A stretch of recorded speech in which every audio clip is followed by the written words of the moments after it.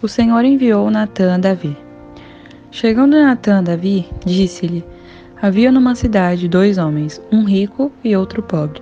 Tinha o rico ovelhas e gado em grande número, mas o pobre não tinha coisa nenhuma, senão uma cordeirinha que comprara e criara e que em sua casa crescera, junto com seus filhos.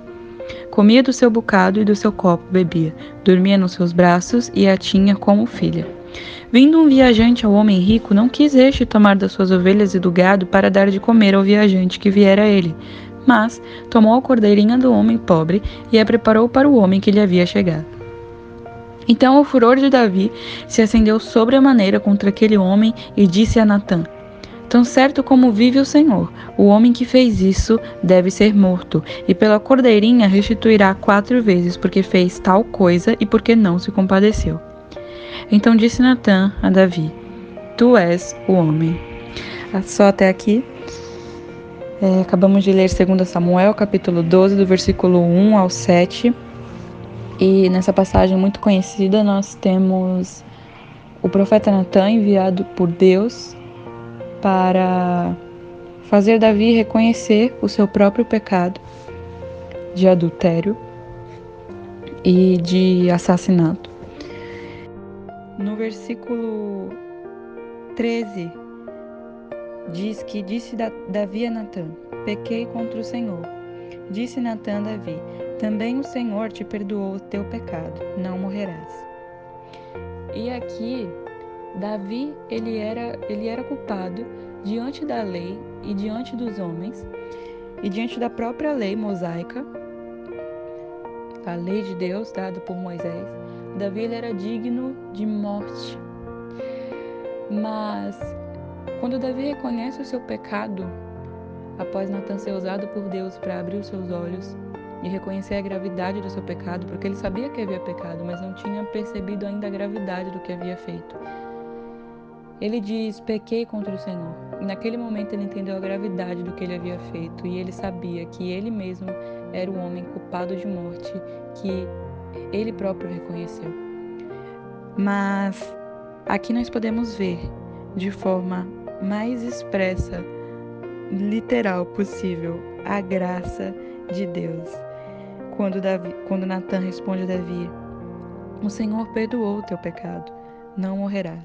E aí Davi apresenta as consequências que o Senhor não imputaria a Davi e que ele passaria. Mas nós vemos aqui, irmãos, a graça de Deus. A graça de Deus não é apenas algo que começou a partir da cruz. A graça de Deus, ela é expressa em quem Ele é ao longo de toda a Bíblia. Então, no Antigo Testamento, a graça de Deus ela já estava presente. A graça de Deus perdoou Davi pelo pecado que ele cometeu. Ele não foi morto como ele deveria ter sido morto e julgado pela lei.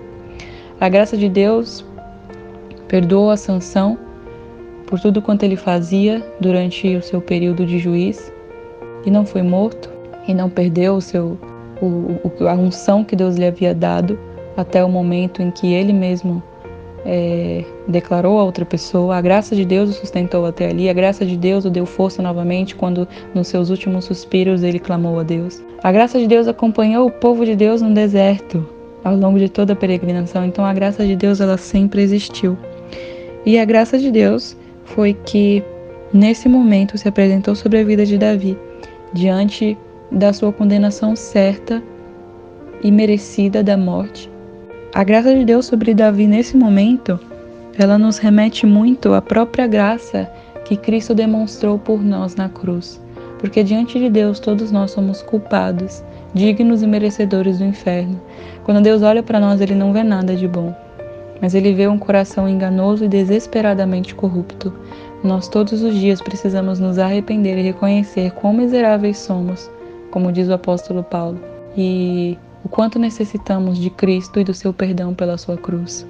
Pela lei, Davi era mesmo, literalmente, culpado de morte, condenado à morte. E nós, da mesma forma, sem Cristo, nós não merecemos nada, senão a condenação de morte espiritual. Mas Cristo, por sua cruz, Ele nos livrou, não somente nos livrou desta morte espiritual a qual nós estávamos julgados, mas Ele nos concedeu a vida E não foi qualquer vida, foi vida abundante, através do seu sangue na cruz. Cristo trocou também a nossa sentença, como Deus trocou a sentença de Davi nesse momento e o perdoou.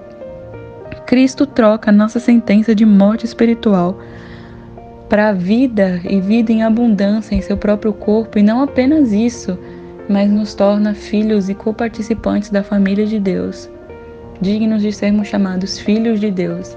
Essa é a graça de Cristo. Que todos os dias, irmãos, nós possamos nos lembrar que a graça de Cristo nos alcançou e nos perdoou, e que, como nós fomos perdoados por Deus, mesmo merecendo a morte, assim também nós devemos perdoar aqueles a quem nos têm ofendido, como Jesus nos ensina na oração do Pai Nosso. Que nós venhamos a perceber que não há ofensa maior que possam cometer contra nós do que a ofensa que nós cometemos contra Deus em nosso tempo de ignorância e distantes dele. Não há ofensa maior contra nós poderiam fazer.